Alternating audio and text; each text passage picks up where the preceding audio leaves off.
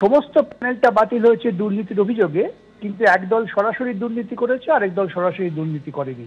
এই পার্থক্যটা supreme court করেছিল। তখনও এসএসসি বসেছিল, তারা বলছিল সুপ্রিম কোর্টের রায় মানি না, মানবো না, ABCDE অনেক কিছু আমার আছে, এইসব বলে জটিলতা পাকিয়েছিল। তাদের উদ্দেশ্য ছিল ওইরকম দুর্নীতিগ্রস্তদেরও খানিকটা চালিয়ে দেওয়া, তথাকথিত দুর্নীতিগ্রস্ত নয় তাদের সঙ্গে। পক্ষ থেকে প্রকৃতপক্ষে একটা আন্ডারটেকিং দিয়েছেন যে আমরা 7 দিনের মধ্যে প্রকাশ করব, সেটাই সুপ্রিম কোর্ট বলেছেন। আমরা এইটাই রেকর্ড করলাম যে 7 দিনের মধ্যে প্রকাশ করবে।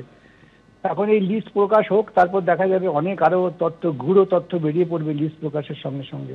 আজকে মহামান্য সুপ্রিম কোর্ট একদম নির্দিষ্টভাবে ক্যাটাগরিক্যালি বলেছেন যে এই টেন্টেড লিস্ট 7 দিনের মধ্যে West Bengal central school service কমিশনের ওয়েবসাইটে প্রকাশ করতে হবে। তারা এখনো পর্যন্ত প্রকাশ করেনি একটাই কারণে, তারা আসলে এই টেন্টেড ক্যান্ডিডেটদের কোনোভাবে সাপোর্ট দেওয়ার চেষ্টা করছে, পরীক্ষায় বসানোর চেষ্টা করেছে। কি ইন্টারেস্ট রয়েছে এই West Bengal central school service কমিশনের যে তাদের লিস্ট না প্রকাশ করার জন্য কি ইন্টারেস্ট রয়েছে? রাজ্য সরকারের বা কি ইন্টারেস্ট রয়েছে? সুপ্রিম কোর্ট নির্দেশ দিয়েছেন, কলকাতা হাইকোর্ট প্রথমে নির্দেশ দিয়েছিলেন, তারপরে সুপ্রিম কোর্ট, যে তোমরা এদের কাছ থেকে যারা টেন্টেড ক্যান্ডিডেট তাদের কাছ থেকে মাইনের টাকা ফেরত নেবে উইথ ইন্টারেস্ট। এখনো পর্যন্ত সেই লিস্টটা প্রকাশ করা হলো না, তাদের কাছ থেকে টাকা ফেরতের কোনো প্রকার বন্দোবস্ত করা হলো না। কেন? আসলে এদের কাছ থেকে ঘুর পথে তো টাকা নিয়েছেন শাসক দলের নেতা নেত্রীরা, সেই জন্য এদের লিস্টও প্রকাশ করব না এবং এদের কাছ থেকে টাকা ফেরতও নেব না। আদালতের নির্দেশ রয়েছে লিস্টও প্রকাশ করতে হবে এবং এই টাকা ফেরতও নিতে হবে। 7 দিনের মধ্যে দাগি শিক্ষকদের তালিকা প্রকাশ করতে হবে এবং তা ওয়েবসাইটে প্রকাশ করতে হবে। এসএসসিকে নির্দেশ দিল সুপ্রিম কোর্ট। একজনও দাগি প্রার্থী যদি পরীক্ষায় বসেন তাহলে এসএসসিকে তার ফল ভুগতে হবে। কেন দাগি শিক্ষকদের নামের তালিকা লুকিয়ে রাখতে চাইছেন? এসএসসিকে প্রশ্ন সুপ্রিম কোর্টের বিচারপতি সঞ্জয় কুমারের। দাগি প্রার্থীদের জন্য কেন হাইকোর্টে গেছেন? কোনো যুক্তি এর জন্য যথেষ্ট নয়। যোগ্য প্রার্থীদের জীবন নষ্ট হয়ে গেছে। ত্রুটিযুক্ত পরীক্ষা পদ্ধতির জন্য এসএসসি বোর্ড ও সরকার দায়ী। নতুন নিয়োগে কড়া নজর রাখছি, খেয়াল রাখুন। আদালতের নির্দেশ এদিক ওদিক করা হলে আমরা হস্তক্ষেপ করব। পর্যবেক্ষণ সুপ্রিম কোর্টের বিচারপতি সঞ্জয় কুমারের।